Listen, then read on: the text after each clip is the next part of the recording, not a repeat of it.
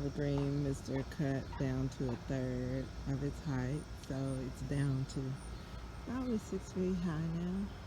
Here's our sorrel.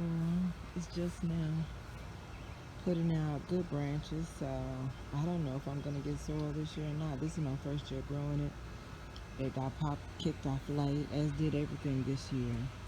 I do have red onions here. I've been using these tops, and so I figure at the end of the season I can pull these onions when I'm ready for them. Maybe I should just put more onions there. I might just put more onions there because rabbits ate my viola last time I tried to put them out there. This one has been wrestling with weeds. This is my microtome tomato that I turned into a hanging plant in these corners, and it is just really doing well. It's healthy, the green is rich, the fruit is popping off just now, and this is actually the time. The other one, you'll see that the other one fruited pretty early. Moringa, I've scalped the few little branches I got off of it. My moringa are struggling as well this year, which is really unusual because I know them to grow extremely fast and have gotten at least 6 inches in a day from them before, so I'm not sure what's going on there. This is my sweet mint. I meant,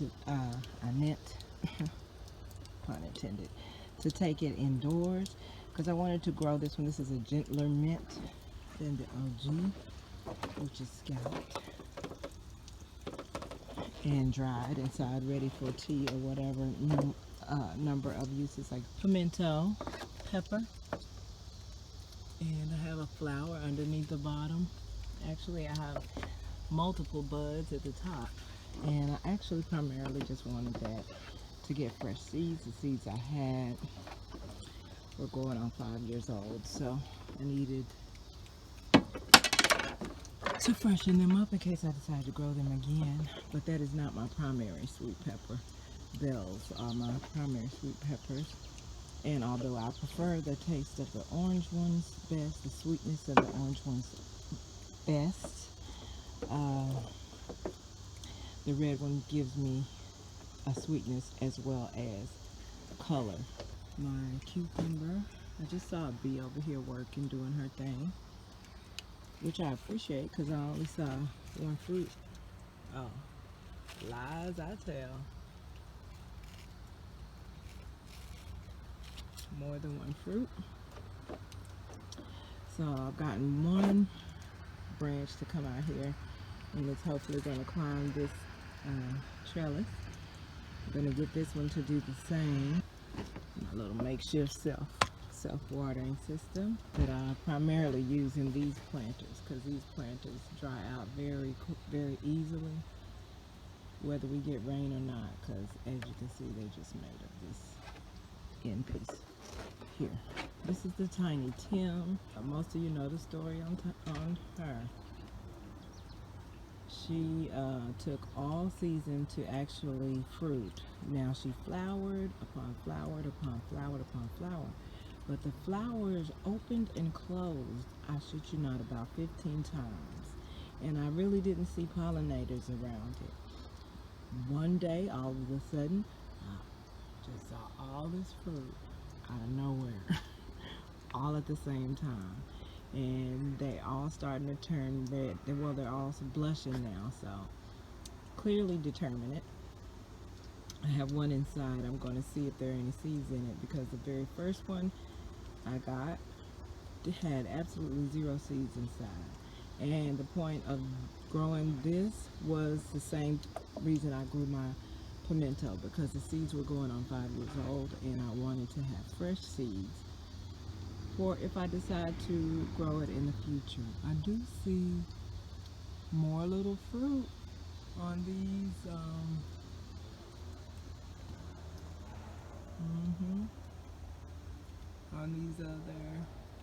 on the ones that look like they're done. Patty is wrapping up for the season, so everything is turning red. There are only a few more left, and that's fine. I sent a lot of them to family. I have a lot of family that apparently likes green tomatoes, and I'm glad about that because I have several. Because Patty has a little sister that's fruiting right now, and in addition, she has some more family out in the brick bed that we're about to go see. Salad bed that has been suffering horribly.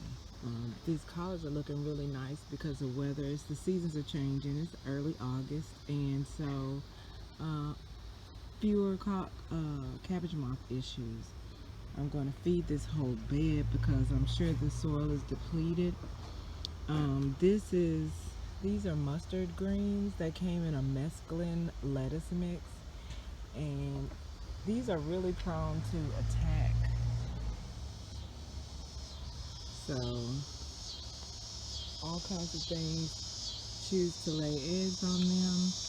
And actually, look at this. Actually, I left this there in front of these collards because since they were drawing the pests, they were actually leaving the collards alone. Yeah, I know a lot of you know that trick. I've never used that trick before. Growing something that they can have in order for something that they can have to thrive. But it worked in this particular case because they do actually love the mustard greens even more. And that's why I had this little bunch right here. I was going to transplant where I wanted them to be. But again, they got attacked. And again, because they were attacking these and not my collard, I went ahead and left that little section of green there. But I am going to go ahead and pull them, and I'm going to go ahead and pull these as well. But I'm hesitating putting my greens in the brick bed because I'm trying to keep harvesting convenient. I got to think that through. Okay, so my red leaf lettuce is popping. Again, I'm happy about that. I've been trying to get that to go down since before the season really started. I'm gonna come and look at that.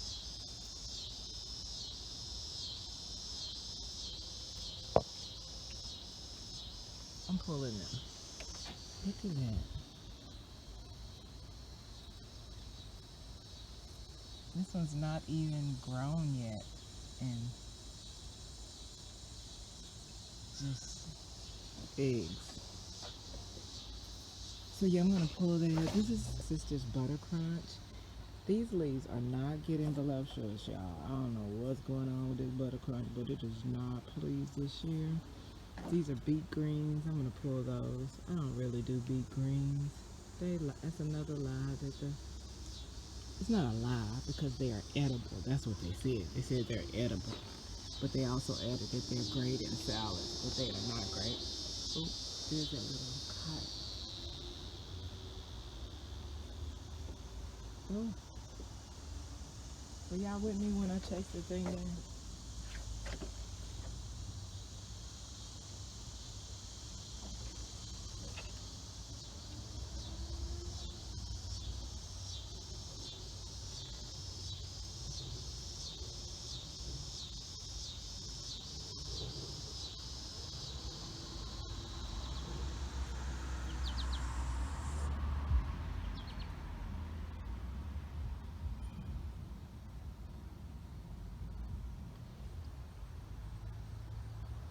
That's the best footage I ever got of one of them hoes. Yeah. So yeah, I'm gonna get rid of these all together. They're killing my vibe. Oh, I forgot to show you guys this. I was gonna take this puppy inside to see what's good. That's just another cucumber that I couldn't bring myself to get rid of, so I'm just gonna hold on to it. I can't find a place for it in the raised bed. I may just put it in a pot. So yeah, we're gonna have some nice collards pretty soon. I think I should. I'm gonna harvest these leaves because it actually will promote growth in the next fresh leaves coming through. This is another collard. It's struggle because it's parked right next to these, of course. I have my purslane in these corners, one here And there's also one here. There was one that was wrestling with these onions, but I pulled it and ate it. Black cherry tomato. I was really mad, but I looked them up again and saw that those black cherry tomatoes do not get black. They get exactly the color, like a tiger stripe, dusty red and green. I'm real disappointed in that. I'm not disappointed in the flavor, but because I primarily grew them for the black color, I'm real, I feel away. I feel away. But that's okay. Again, they're very tasty. And I'm going to sell those seeds as well as seeds for everything else I have. These are the other microtoms that I've turned into a hanging plant. And they are doing very well. Tons of fruit. You see how much fruit pops off with this thing. But these fruit look a little on the white side, which gives me the impression that the fruit is not going to be as sweet as I would like for it to be. So I'm going to come back and I'm going to put a fertilizer. I'm going to give this some food and see if that resolves anything. Matter of fact, I'm going to give them both some food. Verbena getting voluptuous for its end of the season harvest. We're going to try to see if this can give us a harvest before the end of the season. I need to go ahead and amend that with, it's late, but you know, y'all know I just planted this piece in here, so we go ahead and amend that with mulch, untreated mulch. Here are more onions here. You know what? I should have planted cilantro and oregano between these onions. I'm gonna do that next year. So, and here's the other sorrel. Okay, look how pretty. See, this is what I mean. A dusty red color. Yeah, that one's ready. My black tomato. Indigo rose. Midnight snack. Black tomato. Here are my snow peas making their debut. I've gotten several snow peas off this one. I don't see any more flowers though, but this is their season, so they'll be fine. You'll see, they'll be fine.